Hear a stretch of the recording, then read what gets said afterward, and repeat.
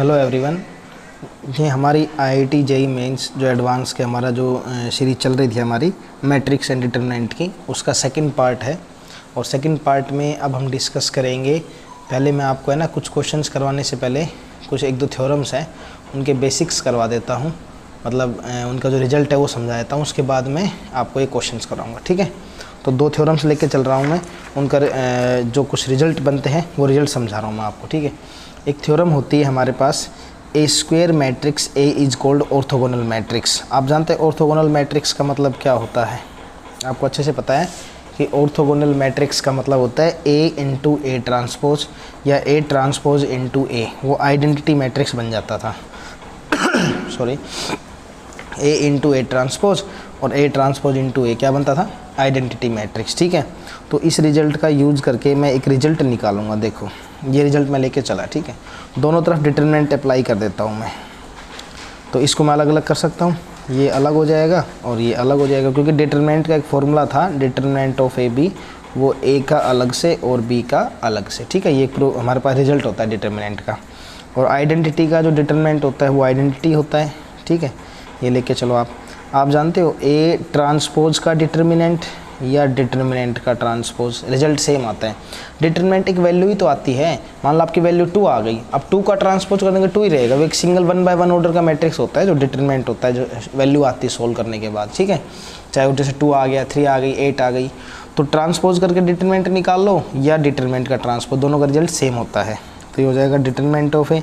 तो इसकी जगह मैं ये रख सकता हूँ हमारे पास, या फिर ये लिख देंगे ए ट्रांसपोज और ये डिटरमिनेंट ऑफ ए, दोनों का मतलब सेम होता है, कोई फ़र्क नहीं पड़ेगा।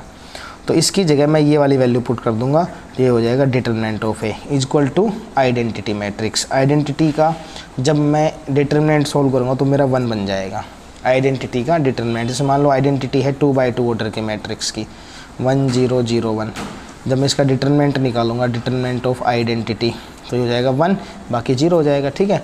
तो आइडेंटिटी का डिटरमिनेंट हमेशा 1 होता है, ये भी बच्चों आप याद रखना। डिटरमिनेंट ऑफ आइडेंटिटी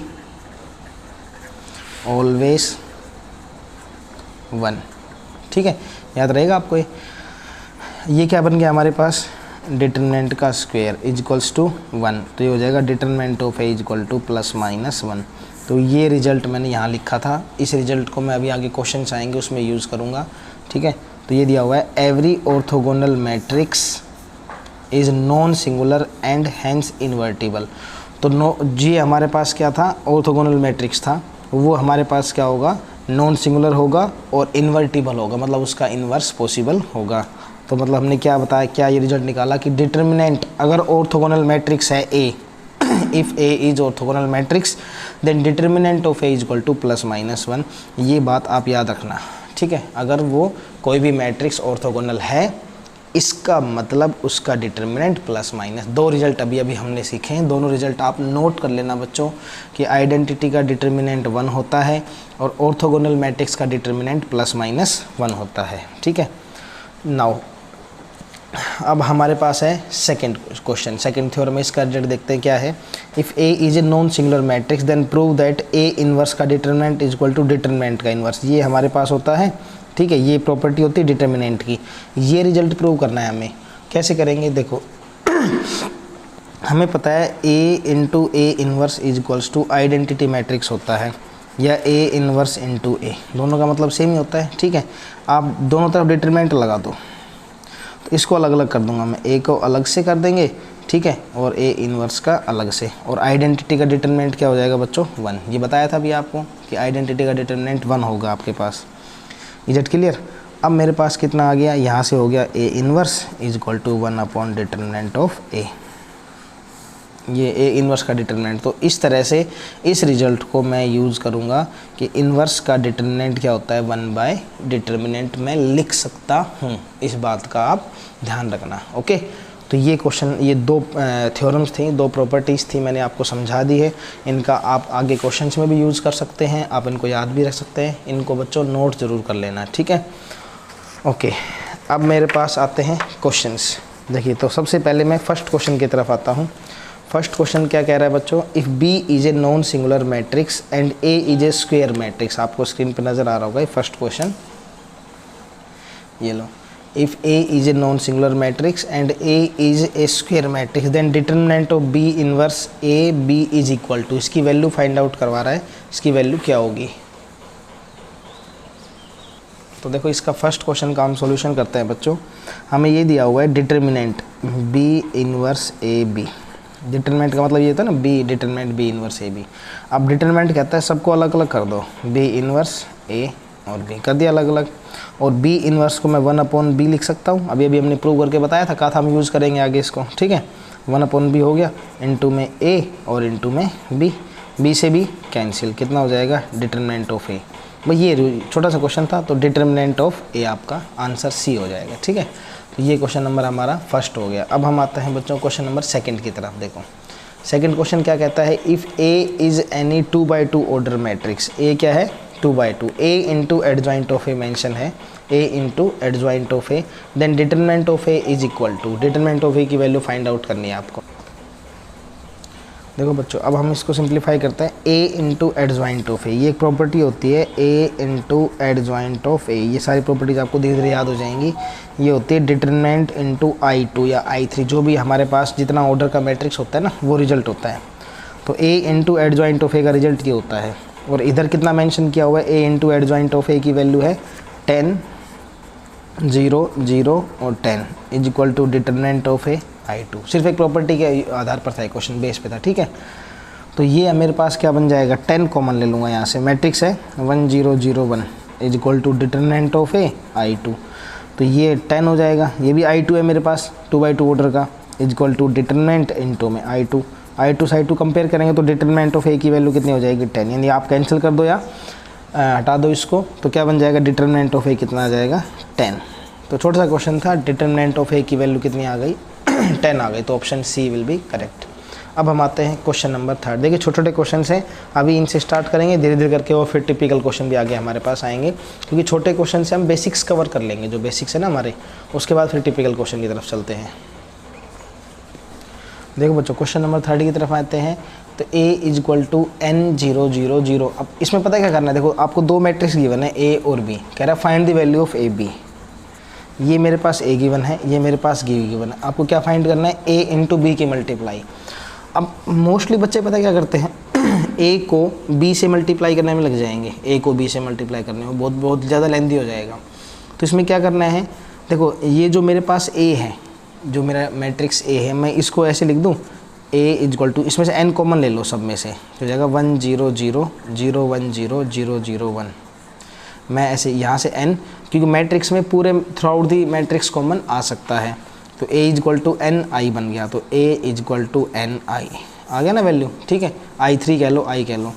अब मुझे क्या फाइंड करना है, मुझे फाइंड करना है a इंटू बी। a की वैल्यू पुट कर दो, n i इंटू में b, राइट। n इन दोनों की मल्टीप्लाई क्या हो जाएगी, जब आइडेंटिटी को b से मल्टीप्लाई करेंगे तो b हो जाएगा, तो ये क्या बन जाएगा मेरा n इंटू बी। बहुत आसान क्वेश्चन था, देखो छोटा सा था, कुछ भी नहीं करना था, सिर्फ और सिर्फ क्या बन गया हमारे पास इतने जल्दी, सिर्फ हमारा बड़ी मुश्किल से 5 सेकंड से 7 सेकंड 5-7 सेकंड में क्वेश्चन हो जाएगा, तो रिजल्ट आ जाएगा b, इसका NB हो जाएगा, ठीक है।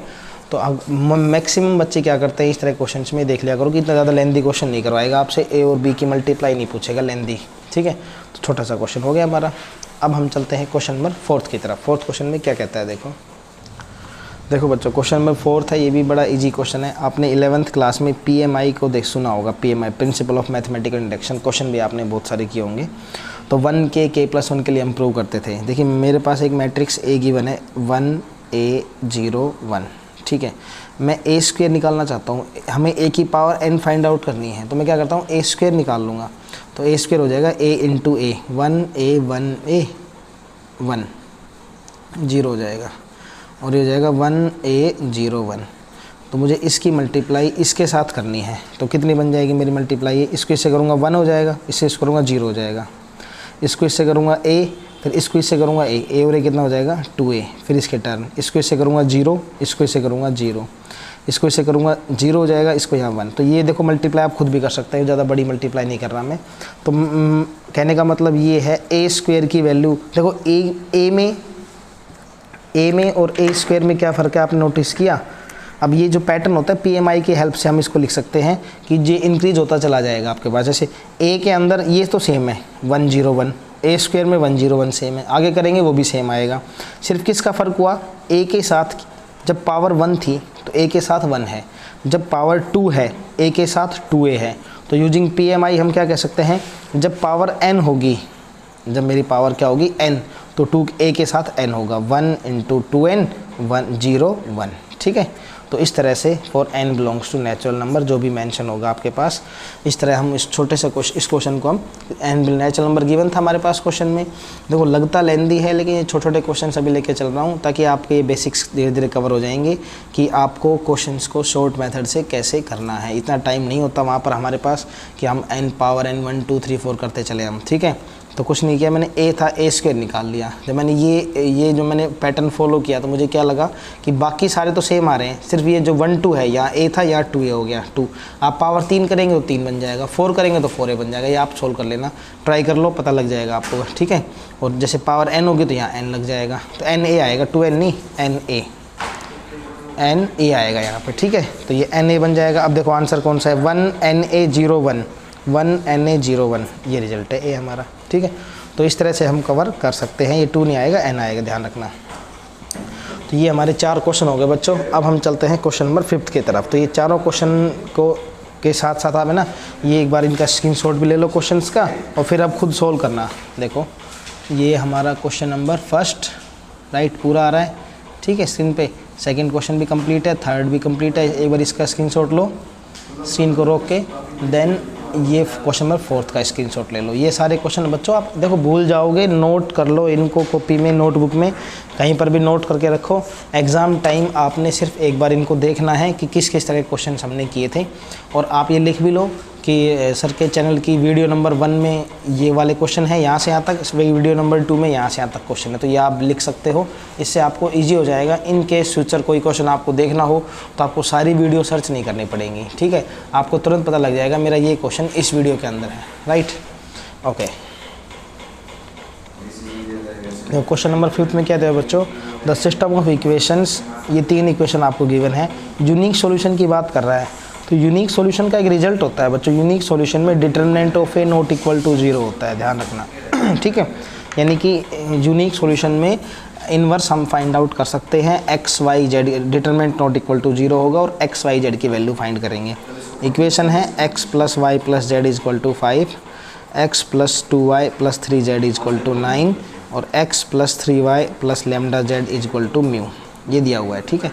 आपको क्या सिंप्लीफाई करना है, ये हमें पता था। मैट्रिक्स ए बना सकता हूँ बच्चों, यहाँ से 1 1 1, फिर यहाँ आ जाएगा 1 2 3 1 3 लैम्डा, बना लिया। और यूनिक सॉल्यूशन क्या कहता है, determinant of A not equal to 0। इसका डिटरमिनेंट निकालूंगा तो 1 ब्रैकेट हो जाएगा 2 लैम्डा -9, फिर -1, यहाँ से आएगा लैम्डा -3 और प्लस का 1 आ जाएगा, यहाँ से हो जाएगा 3 - 2 और नॉट इक्वल टू 0, ठीक है। ये रिजल्ट लेके चलूँगा मैं। तो ये आप सिंप्लीफाई करेंगे इस तरह से, हो जाएगा 2 लैम्डा -9, ये हो जाएगा माइनस लैम्डा +3, ये हो जाएगा प्लस का 1 नॉट इक्वल टू 0। तो हो जाएगा 2 लैम्डा माइनस लैम्डा, लैम्डा बचेगा 3 और 1 4 बचेगा, -9 + 4 माइनस का 5 not equal to 0, lambda not equal to 5, दोनों तरफ ऐड कर देंगे हम। तो lambda is not equal to 5 हमारा रिजल्ट अगर ऑप्शन में है तो ये हमारा ठीक होगा, तो ऑप्शन बी हमारा ठीक है। तो ये ध्यान रखना, ये बोर्ड एग्जाम 12th बोर्ड में भी आया हुआ है ऐसा क्वेश्चन, एक 2-3 साल पहले ऑब्जेक्टिव में आया था कि यूनिक सॉल्यूशन का मतलब क्या होगा बच्चों। यूनिक सॉल्यूशन का मतलब होता है determinant of A not equal to 0। तो इस तरह से हमने डिटरमिनेंट निकाला, सिंपल सोल्व कर दिया, ठीक है। तो ऐसे क्वेश्चन मेंस में भी आ जाते हैं, एडवांस लेवल के नहीं है क्वेश्चन, ये मेंस लेवल के और बोर्ड एग्जाम के ऑब्जेक्टिव टाइप में। धीरे धीरे करके हम टिपिकल क्वेश्चन के भी तरफ चलेंगे। जो लास्ट वीडियो थी उसमें हमने काफ़ी अच्छे क्वेश्चन कवर किए थे। क्वेश्चन नंबर 6 है, देखो थोड़ा सा डिफरेंट है, इसमें थोड़ा ना एक बेसिक यूज़ हो रहा है। छोटा क्वेश्चन है, एनडीए एयरफोर्स नेवी वगैरह में जो हमारा 11 12 बेसिक्स हैं उस लेवल के लिए भी क्वेश्चंस काफ़ी अच्छे हैं। देखो बच्चों क्वेश्चन नंबर 6 है, the elements in the first row and third column of the inverse of matrix, first row and third column. अब देखो इसमें बच्चे के पता क्या करते हैं, इन्वर्स ऑफ मैट्रिक्स निकालना है आपने। इन्वर्स ऑफ मैट्रिक्स, एक आपके पास एक मैट्रिक्स गिवन है 1 2 -3 0 1 2 0 0 1, ठीक है। तो इसमें पता क्या करेंगे, मोस्टली बच्चे क्या करेंगे, 1 upon determinant of A into adjoint of A, 1 upon determinant of A into adjoint of A लगा के इसका पूरा इन्वर्स निकालेंगे। वो रिक्वायरमेंट नहीं है आपको, हमें ये पता है कि जब हम इन्वर्स वाला प्रोसेस फॉलो करते हैं एडजॉइंट का, तो हम कोफैक्टर निकालते हैं। कोफैक्टर क्या होता है, -1 + 1 ठीक है। और उसकी हेल्प से हम क्या करते हैं, इसको सिंप्लीफाई करते हैं, राइट।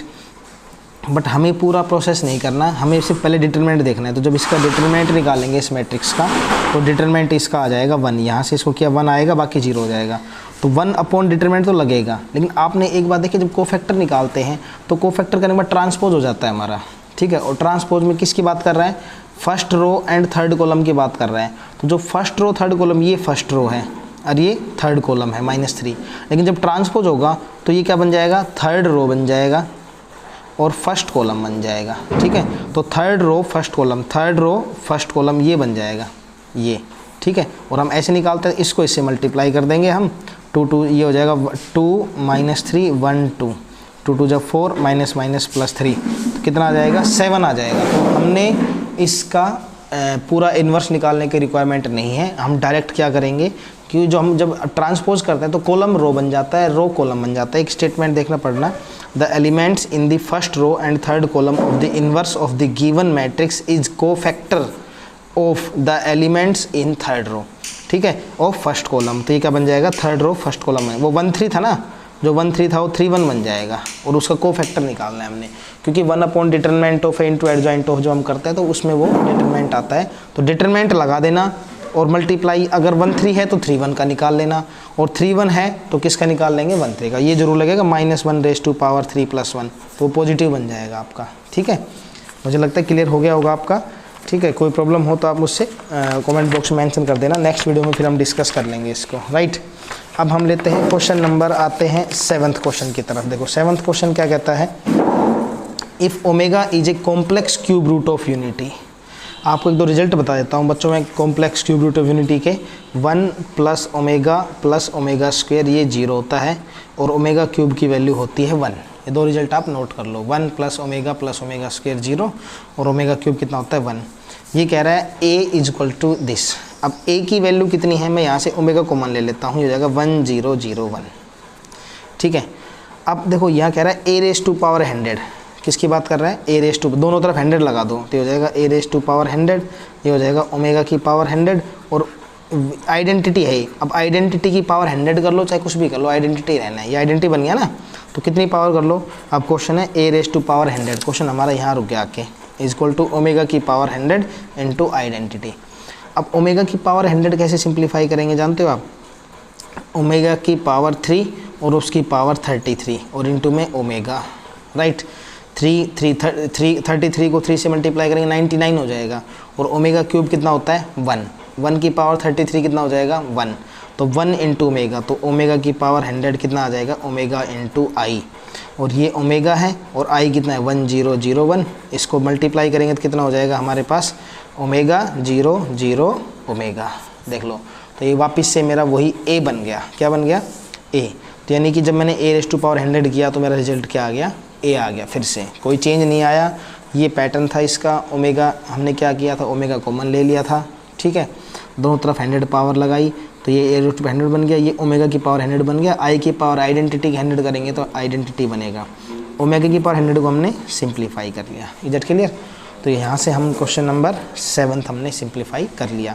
अब हम आते हैं क्वेश्चन नंबर 8 की तरफ। देखो 8th क्वेश्चन क्या कहता है और कैसे सिंप्लीफाई करेंगे। देखो बच्चों क्वेश्चन नंबर 8 है ना, इसमें 2-3 चीज़ें पहले मैं आपको क्लियर कर देता हूँ कि A and B are square matrix, order 3, order कितना है 3 है, यानी n = 3 है। A is an orthogonal matrix, A क्या है ऑर्थोगोनल। हमारी जो फर्स्ट स्टेटमेंट, जो हमारा फर्स्ट हमने जो डेरिवेशन किया था आज हमारी इस वीडियो का, तो अगर A ऑर्थोगोनल मैट्रिक्स होता है तो मैं क्या लिख सकता हूँ, डिटर्मिनेंट ऑफ A +-1। ये बात ध्यान रखना कि ऑर्थोगोनल मैट्रिक्स का डिटर्मिनेंट क्या होता है +-1। And B is A skew symmetric matrix, और ये भी हमने डिस्कस किया था हमारी फर्स्ट वीडियो में कि स्क्यू सिमेट्रिक मैट्रिक्स जिसका ऑर्डर कितना हो 3/3 हो, दोनों का ऑर्डर 3/3 है, तो इवन ऑर्डर परफेक्ट स्क्वायर बनता है, और ऑड ऑर्डर का स्क्यू सिमेट्रिक मैट्रिक्स का डिटर्मिनेंट क्या होता है 0 होता है। ये दो बातें आपको याद रखनी होंगी। ये तो हमने पहले भी डिस्कस किया था, ठीक है, कि स्क्यू सिमेट्रिक मैट्रिक्स में अगर ओड ऑर्डर होता है तो उसका डिटरमिनेंट 0 हो जाएगा। Then which of the following statement is true, इनमें से कौन सी स्टेटमेंट ट्रू है, यानी तीनों स्टेटमेंट में ए और बी की मल्टीप्लाई कह रहा है, डिटरमिनेंट ऑफ ए और बी। तो इसको मैं लिख सकता हूँ determinant of A, determinant of B, ठीक है। डिटरमिनेंट ए की वैल्यू कितनी है +-1 और डिटरमिनेंट बी की वैल्यू कितनी है 0। तो रिजल्ट कितना आ जाएगा मेरा, ये छोटा सा क्वेश्चन था, बस क्वेश्चन के अंदर ही इसका रिजल्ट छुपा हुआ था, ये इन दो चीज़ों का, बस ये हमें इनके रिजल्ट पता होने चाहिए कि अगर ऑर्थोगोनल मैट्रिक्स है तो डिटरमिनेंट +-1 होता है, और अगर स्क्यू सिमेट्रिक मैट्रिक्स है तो डिटरमिनेंट क्या होता है, 0 होता है। तो इसका आंसर क्या आएगा बच्चों हमारे पास, a इंटू बी, इसका बी ऑप्शन हो जाएगा, a इंटू बी 0 बन जाएगा, ठीक है। तो ये क्वेश्चन नंबर हमारा 8th कवर हो गया। अब हम करते हैं क्वेश्चन नंबर 9th और 10th। 10 क्वेश्चन कवर करेंगे इस वीडियो में, हम हर वीडियो में 10 क्वेश्चन कवर करते हुए चलेंगे। लास्ट वीडियो में शायद 8 या 9 क्वेश्चन थे हमारे, ठीक है। तो अब जितनी वीडियो आएंगे हम कोशिश करेंगे सभी वीडियो में अच्छे 10 क्वेश्चन कवर करें। तो बच्चों क्वेश्चन नंबर 9th में भी एक हम जो हमारे पास रिजल्ट है वो हम डिस्कस करेंगे, काफ़ी अच्छा क्वेश्चन है, ऑब्जेक्टिव क्वेश्चन आता है, इंडियन एयरफोर्स लेवल का है, मेंस लेवल का भी है, ठीक है। a equal to alpha 2 alpha and a cube equal to 125, then the value of alpha is, ठीक है। तो देखो क्या मेंशन किया हुआ है, a हमारे पास ये दिया हुआ है और a का क्यूब और डिटरमिनेंट, देखो तो मैं ऐसे कर सकता हूँ, a का क्यूब इक्वल्स टू 125 है, और एक प्रॉपर्टी होती है कि हमारे पास determinant raise to power n और डिटरमिनेंट की पावर n ये दोनों सेम होते हैं, ठीक है। तो जैसे हमारे पास 2 पावर है, 3 पावर है, तो ये इस प्रॉपर्टी का हम यूज़ करने वाले हैं। तो ये मेरे पास क्या बन जाएगा, डिटरमिनेंट की power cube equal to 125, determinant की power cube -125 equals to 0, right. अब डिटरमिनेंट सोल्व करो आप इसका, ये मैट्रिक्स ए है मेरे पास, इसका डिटरमिनेंट क्या बन जाएगा, इसको इसे करेंगे अल्फ़ा स्क्वायर -4, ठीक है। तो हो जाएगा अल्फ़ा स्क्वायर -4, इसको उधर ही रखो, इक्वल टू 125, ये इक्वल टू में रखो इसको, और पावर कितनी है 3 है, alpha square -4, alpha square -4 equal to, जब क्यूब रूट करेंगे इसका 125 का तो ये कितना हो जाएगा 5 बन जाएगा, alpha square equal to 5 + 4, alpha equal to +-3 आ जाएगा, क्यों, क्योंकि 5 4 9 हो जाएगा, स्क्वायर से रूट करेंगे तो +-3, तो ये हमारी अल्फ़ा की वैल्यू आ जाएगी +-3। तो इस तरह से बच्चों हम कवर कर सकते हैं। क्वेश्चन नंबर जो 10th है वो हमारा एडवांस लेवल का भी है, काफ़ी टिपिकल क्वेश्चन है और बहुत ज़्यादा इंपॉर्टेंट क्वेश्चन है 10th क्वेश्चन बच्चों, ठीक है। तो ये IIT में आया हुआ क्वेश्चन है, 2005 में आया हुआ था, मेरे पास जो बुक है उसमें 2005 मेंशन किया हुआ है, हो सकता है उसके बाद भी ये आया हो, मुझे याद नहीं है अभी उसके बाद किसी एग्ज़ाम, लेकिन ये है कि ये क्वेश्चन काफ़ी बार देखा गया है इस तरह का क्वेश्चन, राइट। तो इसको अच्छे से समझ लेना, पूरा डिटेल में समझा देता हूँ इस क्वेश्चन को मैं। तो बच्चों मेरे पास देखो इस क्वेश्चन में P मेंशन है एक मैट्रिक्स और A मेंशन है, और Q equal to P transpose, और ये कह रहा है इसकी वैल्यू फाइंड आउट करनी है, राइट। तो मुझे P और P ट्रांसपोज मेंशन है, तो मैं एक बार है ना P और P ट्रांसपोज की मल्टीप्लाई कर लेता हूँ, तो रिजल्ट क्या बनेगा, उससे हम सिंप्लीफाई करेंगे, √3/2 -1/2 1/2 √3/2। जब मैं P ट्रांसपोज करूँगा तो ये मेरा कॉलम था, रो बन जाएगा, √3/2 -1/2 1/2 √3/2 कर दिया। जब इन दोनों की मल्टीप्लाई कर रहा हूँ मैं P और P ट्रांसपोज की, तो क्या आ जाएगा, इसकी मल्टीप्लाई इससे करेंगे तो हो जाएगा 3/4, इसको इससे करेंगे कितना हो जाएगा, प्लस का 1/4, फिर इसको इससे करेंगे माइनस का √3/4, और इसको इससे करेंगे प्लस का √3/4। ये मल्टीप्लाई कर रहा हूँ मैं डायरेक्ट, आप इजीली कर सकते हैं, कोई मुश्किल नहीं है। जब इसकी मल्टीप्लाई इससे करूँगा तो हो जाएगा माइनस का √3/4 और प्लस का √3/4, इसको इससे करेंगे तो हो जाएगा 1/4 प्लस 3/4, ठीक है। तो रिजल्ट कितना आ जाएगा, 3 और +1 4/4, यहाँ 1 आएगा, ये कैंसिल 0 0 1, ठीक है। तो ये रिजल्ट बन गया मेरे पास P into P transpose equals to identity matrix, right. Pre multiply कर दो दोनों को P इनवर्स से, किससे कर दो, P इनवर्स से, तो ये हो जाएगा P inverse P transpose equal to P inverse identity. ये क्या बन गया मेरा, आइडेंटिटी की मल्टीप्लाई इससे करूँगा तो क्या बनेगा, P ट्रांसपोज ही रहेगा, ये हमारा क्या रहेगा, P इनवर्स। तो एक बार रिजल्ट आ गया P inverse equals to P transpose, इसका यूज़ करूँगा, ध्यान रखना, P inverse equal to P transpose. अब देखो बच्चों, ये मेरे पास रिजल्ट गिवन था क्वेश्चन में, ये गिवन है और दो रिजल्ट मैं निकाल चुका हूँ, P inverse is equal to P transpose और P इंटू P ट्रांसपोज मेरा आइडेंटिटी आ गया था मल्टीप्लाई करने के बाद। तो मैं क्या करता हूँ, इसको प्री मल्टीप्लाई करता हूँ P ट्रांसपोज से। तो P ट्रांसपोज से प्री मल्टीप्लाई और P से पोस्ट मल्टीप्लाई। क्यों? क्योंकि यहाँ P ट्रांसपोज लगा दूंगा P A, यहाँ P ट्रांसपोज इसको पोस्ट मल्टीप्लाई, यानी पहले तो लगा दिया P ट्रांसपोज दोनों तरफ और बाद में लगा दिया P। तो ये बन गया P ट्रांसपोज QP, ये दोनों आइडेंटिटी बन गए, ये दोनों आइडेंटिटी बन गई। क्या बचा? A बच गया। तो एक रिजल्ट और आ गया मेरे पास। क्या आ गया कि P transpose QP is equals to A। अब मुझे क्या करना है बच्चों, यहाँ से मेरा रिजल्ट इतना क्लियर हुआ, इस रिजल्ट को भी आप सेव रखेंगे कि ये मेरा रिजल्ट आया P transpose QP is equal to A। अब A मैट्रिक्स मेरे पास कितना गिवन था, यानी P transpose QP is equals to 1 1 0 1। ठीक है, अब आगे सिंप्लीफाई करते हैं हम।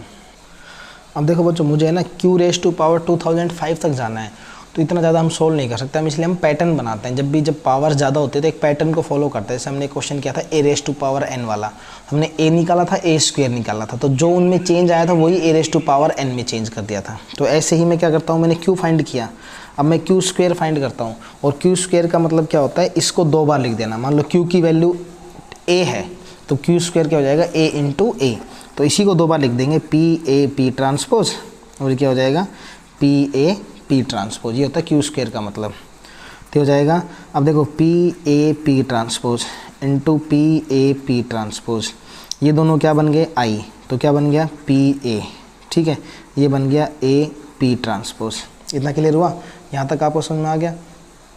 A और A क्या बन जाएगा, A स्क्वायर, तो ये बन जाएगा हमारे पास A स्क्वायर और ये हो जाएगा P ट्रांसपोज। इतना क्लियर हुआ? अब इधर कितना था मेरे पास, Q स्क्वायर था, ये इस P को हटाना है तो P ट्रांसपोज लगा दो, यहाँ P ट्रांसपोज लगा दो। ठीक है, ताकि आइडेंटिटी बन जाए।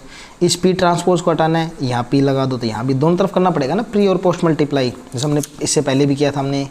तो ये हो गया P transpose Q square P, ये दोनों कैंसिल हो गए, क्या बन गया A स्क्वायर। अब आपने एक बात नोटिस की, जब मैंने Q की पावर 1 थी तो मेरा A आया था, Q रेज टू पावर 2 है तो मेरा A स्क्वायर आया है, Q रेज टू पावर 3 होगी तो मेरा A क्यूब आएगा। ये तो सेम था हमारे पास। Q रेज टू पावर 4 कर दूंगा तो A 5 आ जाएगा, 4 आ जाएगा। तो ऐसे ही P transpose Q raise to power 2005 कर दूंगा मैं, तो मेरे पास कितना हो जाएगा, A रेज टू पावर 2005। अब मुझे A raise to power 2005 simplify करना है। A की वैल्यू कितनी है मेरे पास, पहले A देखो। अब A में भी ऐसे आपने पैटर्न लगाना है, 1 1 0 1। ये क्वेश्चन हमारे पास पहले भी आया था, यही वाला 1 1 0 1। ठीक है, मैं इसका A स्क्वायर निकालता हूँ। A स्क्वायर कितना हो जाएगा, 1 1 0 1 इंटू में कितना हो जाएगा, 1 1 0 1। इसकी मल्टीप्लाई इसके साथ करो, कितना हो जाएगा 1, ये हो जाएगा 1, ये हो जाएगा 0, 1 + 1 2, ये हो जाएगा 0। इसको ऐसे करूँगा तो 1, यानी A कितना था 1 1 0 1 1, A2 कितना हो गया, यहाँ 2 आ गया, 3 पे यहाँ 3 आ जाएगा, 4 पे यहाँ 4 आ जाएगा। तो A रेज टू पावर 2005 पे कितना आ जाएगा बच्चों, यहाँ पे ये बन जाएगा मेरा 1 2005 0 और 1। तो इस पैटर्न को फॉलो किया है, A raise to power n वाले पैटर्न को, तो इससे मेरा रिजल्ट आ जाएगा। कोई कन्फ्यूजन है तो आप एक बार दोबारा इस क्वेश्चन को देखना, नोट कर लो इसके स्टेप्स। सबसे पहले हमने क्या सिंप्लीफाई किया था बच्चों, मैं एक बार दोबारा से दिखा देता हूँ। सबसे पहले मैंने किया था P इंटू P का ट्रांसपोज, वो मेरे पास क्या आ गया था, I आ गया था, P into P transpose I, result बन गया था। और ये मैंने P ट्रांसपोज P इन्वर्स भी बना लिया था यहाँ से, हालांकि इसका कोई यूज़ नहीं है, लेकिन हम इसको यहाँ से एक रिजल्ट लेके चल सकते हैं। ठीक है, अब मैंने इसको सिंप्लीफाई किया, ये रिजल्ट, ये मेरे पास Q मेंशन था। ठीक है, मुझे इस P को हटाना है तो P ट्रांसपोज पहले लगा दिया, इस P ट्रांसपोज को हटाना है, P बाद में लगा दिया, क्योंकि वो I बन जाता है ना, तो ऐसे रिजल्ट बन गया। फिर मैंने क्या किया, ये मेरा A बन गया था मैट्रिक्स से, फिर मैंने Q स्क्वायर लेके चला, तो जैसे मैंने Q किया वो Q स्क्वायर, तो ये Q स्क्वायर का रिजल्ट आया A square. Q raise to power 2005 का रिजल्ट क्या आ जाएगा, 2005 आ जाएगा।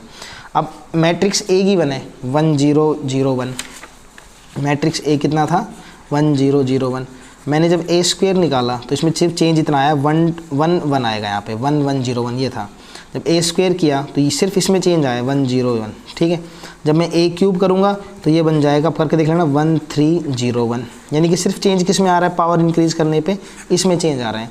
तो a रेज़ टू पावर 2005 करने पे क्या आ जाएगा 1 2005 0 और 1, ठीक है। तो ये मेरा ऑप्शन नंबर यहाँ से ए ठीक है, राइट। तो बच्चों इस तरह से हम क्वेश्चन कर सकते हैं। ये मेरा आंसर नंबर ए रहेगा। 10th क्वेश्चन इंपॉर्टेंट था, मैंने आपको फिर से बता दिया है, अच्छा क्वेश्चन है। अब 2-3 चीज़ें कवर कर रहा था, तो ये चीज़ आप भूल जाओगे एग्जाम में, तो इनको नोट करके रखना। इसके सॉल्यूशन को ये लिख लेना कि भाई ये मैं फिर से बता देता हूँ कौन कौन सी वीडियो में ये मेंशन किया हुआ है। अगर आप चाहते हो ऐसी ही वीडियो मैं और बनाता रहूँ तो देखो आपको शेयर करना पड़ेगा, ठीक है, क्योंकि हमें लगेगा कि हमारा जो वर्क है ना तो उस पर व्यूज़ आ रहे हैं, ना ही बच्चे को पसंद आ रही है हमारी वीडियोस, ठीक है, और ना ही सब्सक्राइबर चेंज हो रहे हैं, तो फिर हम सोचेंगे क्या फ़ायदा काम करने का, राइट। तो आपकी ड्यूटी है, ठीक है, और हमारी भी ड्यूटी है कि आपके सामने एक ऐसे अच्छे क्वेश्चन मैं लाता रहूँ, ठीक है। तब तक के लिए वीडियो को लाइक शेयर सब्सक्राइब करते रहना। थैंक यू, जय हिंद।